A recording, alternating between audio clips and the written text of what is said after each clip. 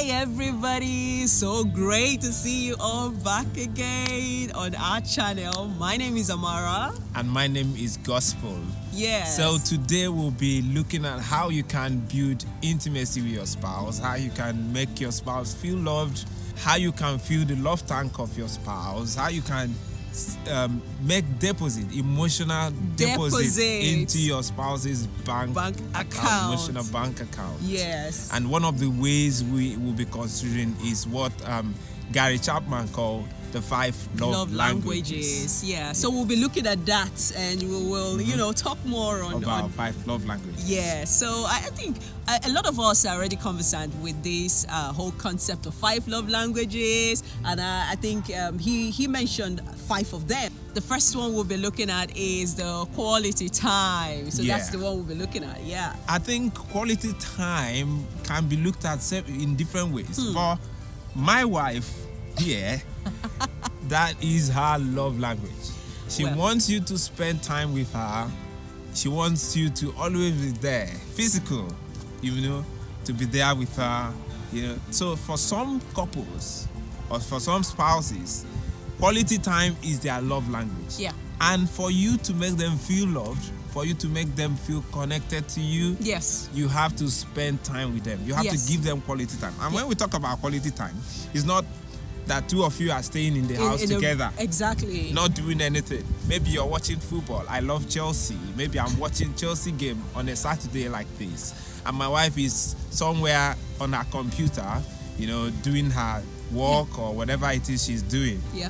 That's not quality time. Yeah. So for me now, quality time is probably me being in the kitchen and just, you being there chatting with me or helping me chop the onions, so just do something, or even things like random going shopping, window shopping, for example. No, that's the thing. Quality time for her means you have to go to shop with her, and when you guys are shopping, even if she doesn't have anything on her mind to shop, I find shopping you have to go with her. Now look at it this way: when we got married and I discovered that my wife likes to shop, it was a problem for me because personally, if I am going to a shop, I know the things I'm going to buy. I'll make a list, go there, pick them. You're target driven. That's I know it. That. Yes. I'm done and I'm going home. For instance, on a Saturday, I am targeting to watch a game and she's targeting to go to a shop. Yeah, but I need to go to shop. Yes. I need to buy something. You want groceries and some window shopping, maybe, Yeah. The problem for me with that is, yes, we will go to do shopping. Fine. I don't have a problem with that. Yes. Let's go shopping.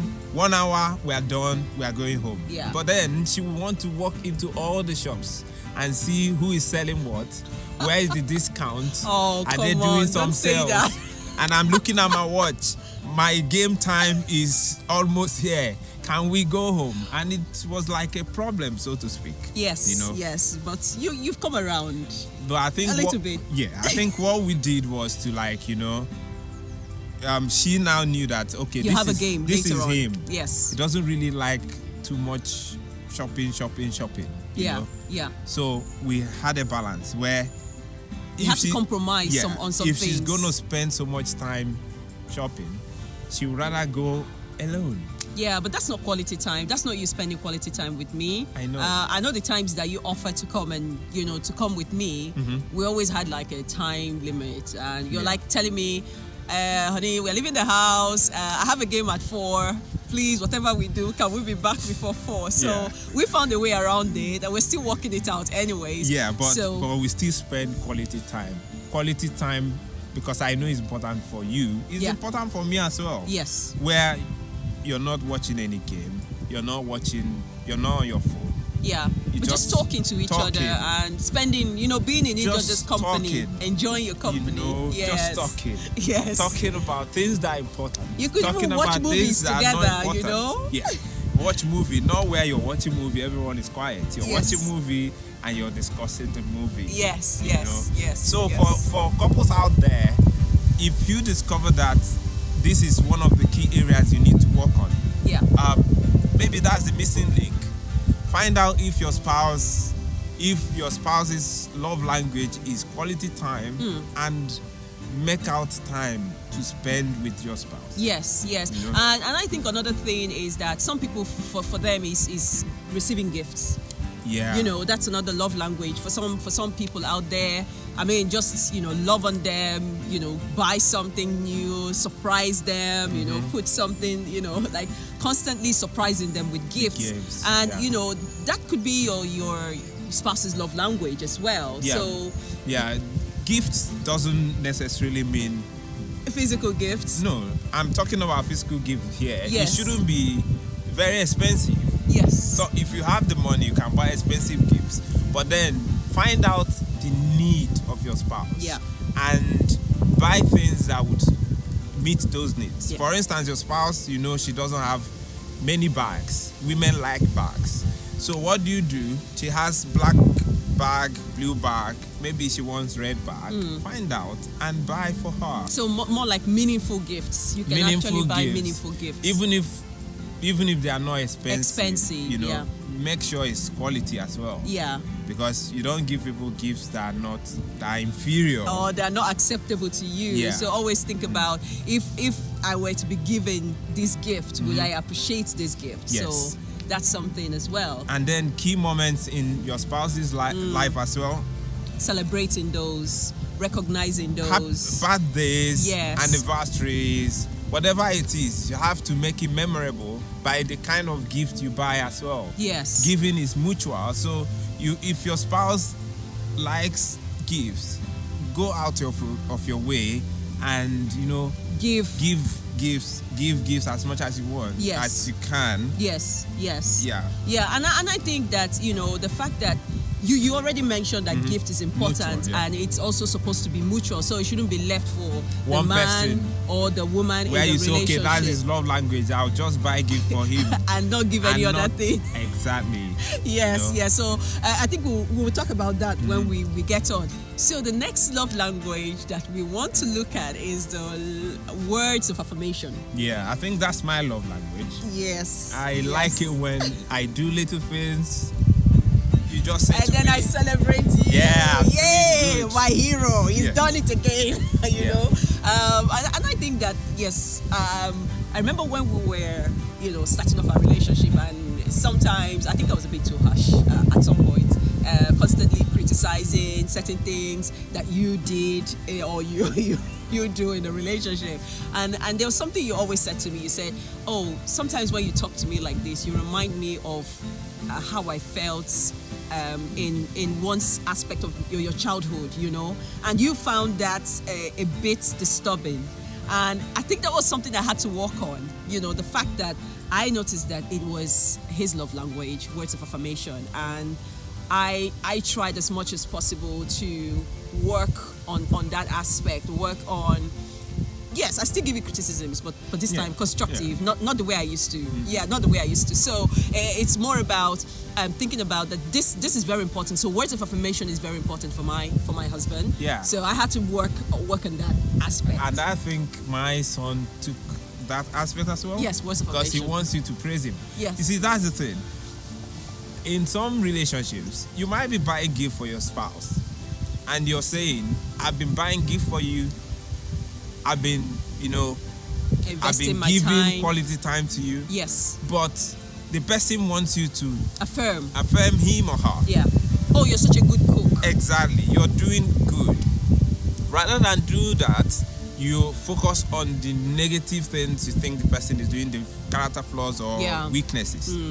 Your gifts, your spending time with the person It doesn't will really count. not really make much difference because you've countered all those with the negative comments. Yeah. So find out what the person appreciates and focus more on that. On it, yeah. So I think that some people wait until the big moments in their spouse's life in order to tell them something special or something they've done. So you don't wait on for birthdays, you don't wait for anniversaries, you don't wait for, you know, whatever the special moment is in your life. I mean, something as simple as, oh, you know, thank you for working so hard today. You know, I know you must have worked so hard when you went out to do some work, or thank you for helping me out with the laundry, or thank you for taking out the bin, or thank you for, you know, it might be little things, but you just affirming. Have to affirm it. Yes. You know, like it's like a man where your wife has gone to make her hair. Yeah. You just have to say, You have to your notice hair it. is beautiful. Yes, you have to notice it. Yes. Yes. You're wearing a beautiful clothes. Yes. Even though you know the person's clothes is beautiful. Yes. Sometimes you feel like, well, she should know that her clothes is beautiful. It doesn't really work that way. The person wants you to affirm it. The person wants you to say it. Yeah. You know the hair is beautiful. Yeah. And you think she knows. True. Yeah, she knows. True. But she wants you to say it. Yes. Because when you say it, it makes more meaning. It has more impact. Yes. Because the woman would have made the hair to look beautiful to you. Yeah, so if you don't notice it becomes a problem. You know? I think I even remember, you know, sometimes I get to buy like a cloth or something and I wear it and I ask my husband, how do I look? Yeah. And he says, it's okay. It's okay. Oh. At that moment, you've lost me because I was expecting something more from him. Or like, oh, you're looking splendid. You know. But, you know, words of affirmation, what we're trying to say here is that words of affirmation is a powerful love language for some people in a relationship. And you have to recognize that, and you should be able to give that to your spouse as well. The next love language is the act of service. Act of service. Some people want you to help them out. Some people want you to serve at home, keep the house clean. I know a guy who his problem in his marriage is because the wife does not keep the house clean. Yeah. And for him, it's an issue. You know, this woman could buy gifts, do every other thing, but when the man gets home, he sees his house all messy. Everything topsy-turvy. Yeah. And he's not happy. He feels like this is one thing I want my wife to do so that my house will be neat. Yeah. For him, that's the service he needs from the wife. Yeah. You know, that kind of person needs that love language to be spoken to him. Yeah. I mean, the fact that, you know, some responsibilities in a home can be shared, can be done together. Yes. You know, where things like doing the wash, doing the laundry, especially even when a woman has got a new baby, or the fact that she's also working as well as her husband, trying to give little service. It doesn't have to be much, but just, you know, showing that I'm here, I'm supportive, I see what you do, and I'm willing to help lighten the burden, could mean a lot in a relationship. Yeah, the other thing is that for a woman whose love language is act of service, she wants the husband to support at home, to take care of the children, you know, it doesn't mean she doesn't do those things, but when things are so tight on her, she wants you to help out. She wants you to, don't think, okay, I'm a man. I'm a man. You cross your leg and you're watching movies. You're watching football. You don't want to help at home. I think it's just being involved. Exactly. Just being involved. That's knowing that it will mean a lot to the person when you do that. Yes, and you know, that's key in a relationship. The next love language that we want to look at is physical touch. Yes. Yeah, physical touch for some people is very important. You know, you have to touch their head, you know, stroke them, hold their hands and all that. Hugs and all that. Yes. The misconception some people have about physical touch is that they look at it as sex. It doesn't have to do with sex. And men are guilty of this, you know. The reason is that when a man, you know, touches the wife in a non-sexual way, so to speak, all of a sudden there is that urge to have sex. Yes. Physical touch is a way of expressing care. Yeah, could be hugs. Yes. Pat on the back. Exactly. Holding hands. You know, even, you know, touch, basically. Yeah. Someone like me, I am a bit uncomfortable holding hands, especially when we are walking in public. I think it's your mindset. Yeah, but because of where I'm coming from, yes, it's something I have tried to. You're still trying. Yes, I'm still trying. I can hold you. Yes, I can. But then, if I see people around, my mind goes back to my background. You're not supposed to hold, you know. Why? And I know that there are people like that who struggle with physical touch, even when it is the love language of their spouse. Yeah. They don't know how to do it, especially where the spouse wants you to do it in public. Yeah. You feel uncomfortable because of your cultural background, you know, religious orientation and all that. So, like me, I'm working on that, as you can see. So, you need to break free from that and speak that love language. Yes, especially if that's the love language of your spouse. And it's something that you need to bear in mind. It's something you also need to consider, that's physical touch. It's something that you also need to, you know, constantly and intentionally give to your spouse. Yeah. But like you said, it could be tricky, because if a spouse's love language is physical touch, and every time, you know, they expect you to touch them, it's not an invitation to sex. Although physical touch is involved in love making. Yeah. So, but then you need to know what is your love language. When is it sex now? Yes. So that's where open communication comes in. So couples should be free enough to say, this physical touch is not just love language. It's an invitation to something. Yes. You know? But then, beyond the love language, let's now look at it. Take a holistic view to this love language. Yeah, because for us, we've seen that love language, everyone needs the 5 love language. When you look at the 5 love languages, we shouldn't look at it in isolation here. Yes. Because if you really want to make your spouse feel loved, feel connected to you emotionally, if you want his or her bank account to be full almost all the time, you have to affirm your spouse. Yeah. Everyone needs that word of encouragement, word of affirmation. Yeah. No one wants to be put down. Yeah. No one wants you to speak negative things about them. Yeah. So words of affirmation is for everyone. That's the way we look at it. We also look at it that physical touch, everyone can be touched in a physical way that shows care, that shows love. What do you think? You touched on a very important point here. You know, the fact that, say for example, my love language is quality time, and you now decide that, I'm going to spend time with my wife, and then not buy gifts, for example, or not give me a physical touch, for example, not or the other aspect of the relationship, and you now say, I'm going to only focus on this love language because that is the love language of my spouse. I think that in itself could be lopsided in a relationship.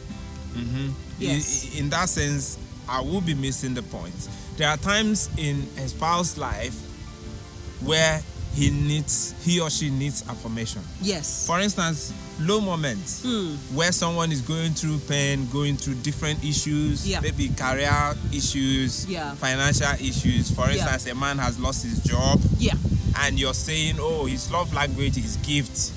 So you should not speak to him positively to see how you can encourage him to, believe in himself again and go out there to get a job.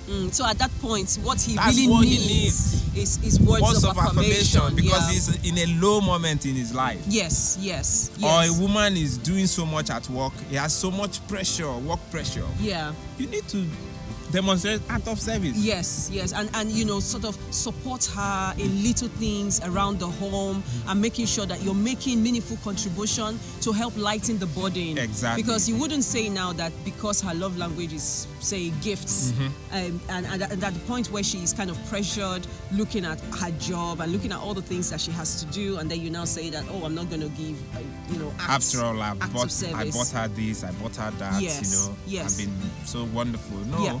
at that point, your gift is not as important as showing Service. that service, Yes, helping, supporting. Yes. So we feel that irrespective of the love language of your spouse, Focus on showing the 5 love languages. yes, And measuring on the specific love language of your spouse. Yeah, because we think it's important. You need to take a more holistic approach to it. Yes. You have to give gifts. Yes. You have to show act of service. Yeah. You have to affirm your spouse. Yeah. You have to show physical touch. You have to do all that. Yeah, but majorly, whatever their love language is, still focus on those, but do not ignore The other ones. And look at what they need more per time. Yes.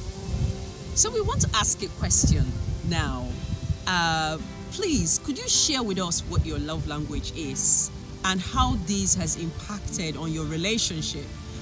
Possibly post it in the comment section below, because we would love to read all of those, and also questions are welcome. We just want to thank you. Thank you so much for watching today, and we hope to come up with more insightful episodes as we go on. It was lovely to share this with you all today, and please do not forget to subscribe to our channel and turn on the notification bell. So until the next episode, thank you for watching. Yes, bye. Bye.